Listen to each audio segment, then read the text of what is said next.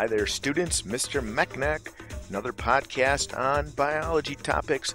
So here's a podcast that goes through how to make a dichotomous key. So dichotomous keys are very useful tools in biology because they allow us to identify unknown organisms.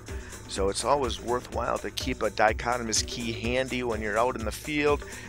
Nowadays we can use our phones to access dichotomous keys to help identify mysterious organisms that we're not familiar with. So basically it's a written set of choices that leads to the name of an organism. We can use them to identify unknown organisms, and it's really based upon defining characteristics of a group of organisms. So let's say we're going to try to identify the names of these 6 organisms. So they're labeled A, B, C, D, E, and F, and we want to go through and look at some defining characteristics that might help us identify them. So if you think about what could we use to define the characteristics of these animals?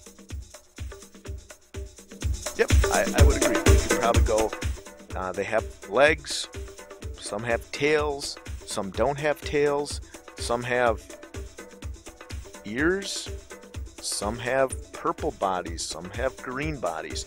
So there's all kinds of different characteristics that we can use to help us identify these unique organisms.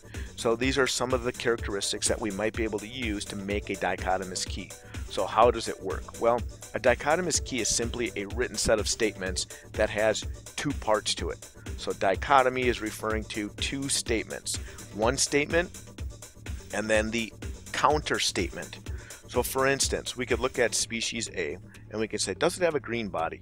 Sure does. So it's going to take us to number 2. So does it have 4 legs? Well, let's count. 1, 2, 3, 4. Sure enough, it has 4 legs. So now let's go to number 3. Let's go down to number 3. Does it have a tail? Ooh, this species does not have a tail.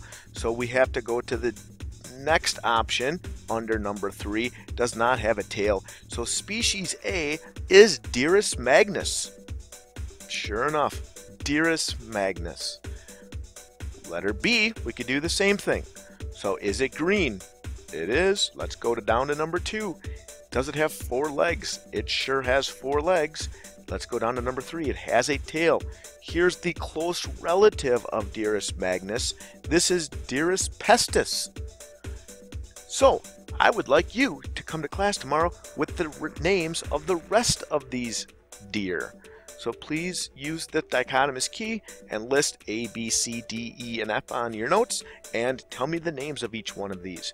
So this is just a simple way to use a dichotomous key, and one of the things you'll be doing in class is building your own dichotomous key using simple characteristics just like we saw right here.